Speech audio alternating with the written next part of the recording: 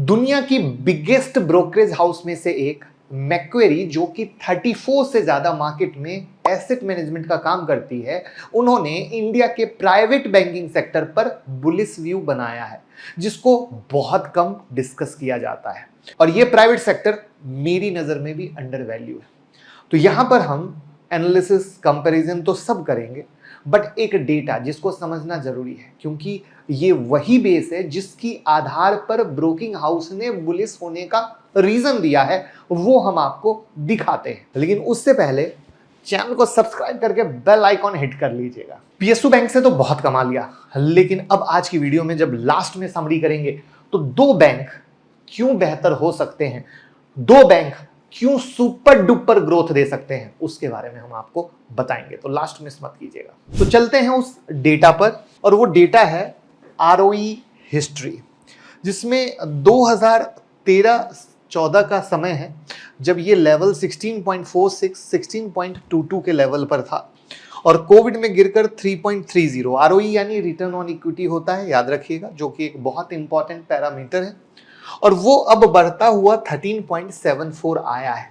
तो आखिर क्या है एक्सपेक्टेशन? तो यहां पर इनका मानना है कि अगले 3 साल में प्राइवेट सेक्टर बैंक का आरओई 16 से 18% तक ग्रो करेगा, जो आज तक नहीं हुआ है। और यही सबसे बड़ा पॉजिटिव है प्राइवेट बैंक के लिए।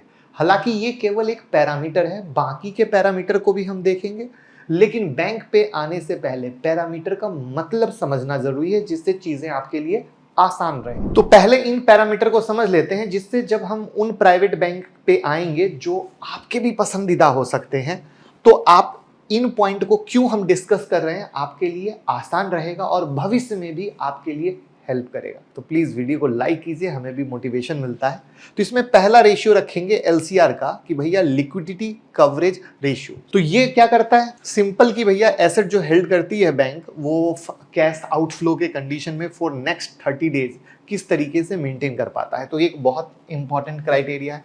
नेट इंटरेस्ट मार्जिन, कि भैया बैंक नेट इंटरेस्ट मार्जिन जो भी कमा रहा है वो किस रेंज में कमा रहा है, क्योंकि नेट इंटरेस्ट मार्जिन एक फाइनली बैंक के लिए बहुत इंपॉर्टेंट क्राइटेरिया, क्योंकि जो कमा रहा है ब्याज का ही धंधा है बैंक के लिए। सीआर यानी कैपिटल एडिक्वेसी रेशियो, जहां पे बताता है कि भैया कोई भी ऑब्लिगेशन, कोई भी रिस्क आती है तो उसको बैंक कितने अच्छे तरीके से हैंडल कर सकता है। कासा रेशियो यानी current account saving account ratio, जब बैंक में जो पैसा डिपॉजिट होता है तो वो कितना है, तो बैंक में पैसा जितना ज्यादा डिपॉजिट हो जाए अच्छा है। एनएनपीए नेट नॉन परफॉर्मिंग एसेट, यानी भैया बैड लोन, जो बैंक को वापस पैसा मिलने वाला नहीं है।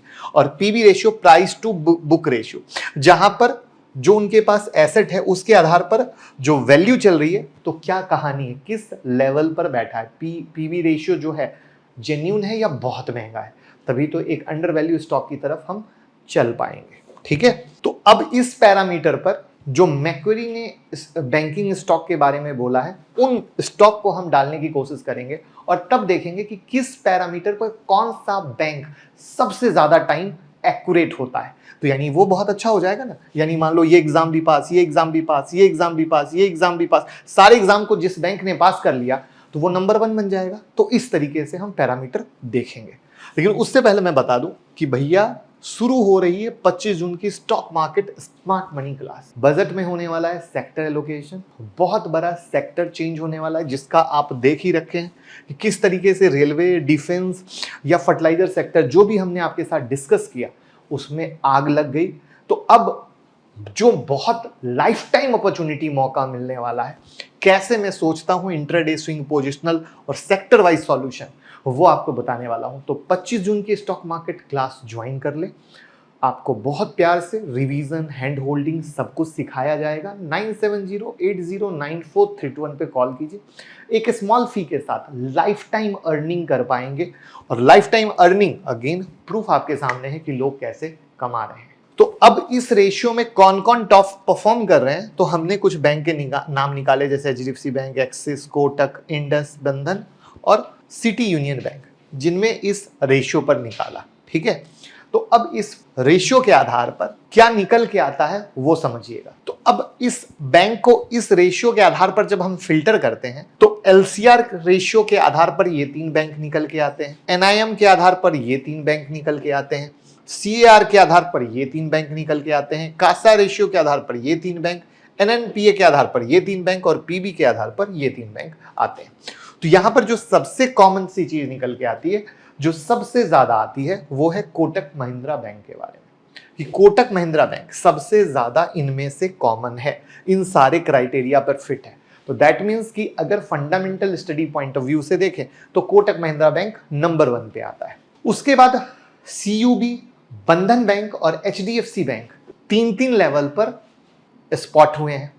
बट अगेन अब हमें क्या करना है, एक हो गया हमारा कोटक महिंद्रा बैंक, अब मुझे CUB, बंधन बैंक और HDFC बैंक में अगर चूज करना हो तो जो मेरा नजरिया आएगा वो HDFC बैंक की तरफ आएगा। अब आप कहोगे आप HDFC बैंक की तरफ क्यों जा रहे हो, इसका रीजन है कि अगर आप मुझे पुराना फॉलो करते होगे, इसीलिए मैं कहता हूं कि प्लीज चैनल को सब्सक्राइब करें तो पता चलेगा। तो अप्रैल के समय में जब मैंने आप लोगों के साथ HDFC बैंक की वीडियो बनाई थी तो मैंने आपके साथ डिस्कस किया था, और अप्रैल से पहले भी बनाई थी, कि HDFC बैंक परफॉर्म क्यों नहीं कर रहा है। तो सिंपल सी कहानी थी कि HDFC बैंक और HDFC का जो मर्जर हुआ था, मर्जर क्यों हुआ था कि HDFC के जो क्लाइंट हैं उनको HDFC बैंक की सर्विस बेची जा सके, बट HDFC बैंक के ब्रांच मैनेजर के पास वो पावर, वो विजन, वो सारी चीजें नहीं आई थी कि वो चीजों को एग्जीक्यूट कर सके। तो वहां पर जो ग्राउंड लेवल पे मैंने वर्किंग निकाली थी वो ये था कि जिस वक्त और जिस मंथ से HDFC के सारे ब्रांच के ब्रांच मैनेजर के पास वो पावर आ जाएगी कि वो क्रॉस सेलिंग स्टार्ट कर सकेंगे, उस वक्त से HDFC बैंक परफॉर्म करेगा। और फाइनली अगर आप HDFC बैंक में आपका कनेक्शन अच्छा है, आपकी HDFC बैंक में लिंक अच्छे हैं, तो आप पता कर सकते हो पिछले 1 से 1.5 महीने से HDFC बैंक के ब्रांच मैनेजर के पास फाइनली पावर आ चुका है कि कैसे क्रॉस सेलिंग करनी है, कैसे चीज़ों को बढ़ाना है। उनके पास फुल अथॉरिटी है और फुल पावर में वो काम करना शुरू कर दिए, और ये पावर धीरे धीरे बढ़ती जा रही है, और यही रीज़न है कि HDFC बैंक परफॉर्म कर रहा है। तो वहाँ पर जो मेरा नज़रिया आता है, कोटक महिंद्रा बैंक, उसके पीछे प्रमोटर अच्छे हैं, HDFC बैंक, उसके पीछे का जो टीम खड़ा है वो बहुत अच्छा है। तो जब आप टीम के पीछे पैसा लगाते हो तो आप हमेशा एक बेहतर रिटर्न कमाते हो। तो मैं इस तरीके से चीजों को देखता हूं। तो वहां पर मैं कोई बाय सेल एडवाइस नहीं दे रहा, मैं एक सोचने का नजरिया आपके साथ बताने की कोशिश कर रहा हूं कि कैसे मैंने HDFC बैंक में ग्राउंड लेवल पर वर्किंग की। आप भी जाके मैच करो तो आपको पता चलेगा, हाँ HDFC बैंक इसी तरीके से परफॉर्म किया है। मैं चार्ट खोल देता हूं यहाँ पर, तो आप और भी ज्यादा रिलेट कर पाओगे अगर आप बैंक विजिट करोगे या आपके कनेक्शन होंगे। तो यहां पर आप देखो HDFC बैंक पिछले कुछ समय से 1 मंथ से परफॉर्म किया। तो दिस इज द वे जहां पे हम चीजों को देखते हैं और ग्राउंड लेवल पे वर्किंग करते हैं। तो उस लेवल पे हमने मैक्वेरी की सोच को, फंडामेंटल की सोच को, जो भी बैंक है उनके पीछे की टीम को, सोच को मिलाया। तो यहां पर Kotak Mahindra bank, HDFC bank जैसे चीज वो लगता है कि जहां पर PSU बैंक तो बहुत बेहतर रिटर्न दे दिए ना, तो अब नंबर लगेगा ना, रोटेशन होगा ना। सिर्फ PSU फट के अनदर तो चले नहीं जाएंगे, सबको एक वैल्यूएशन पे आके अटकना है ना। तो वही आके अटकने में अब नंबर लगेगा, अब लॉटरी लगेगा प्राइवेट बैंक का। तो वो लॉटरी अगर आप ले सकते हो तो आपके पास है नजरिया, वो नजरिया मैंने देने की कोशिश की। आपका कौन सा पसंदीदा बैंक है आप कमेंट में बता दीजिए।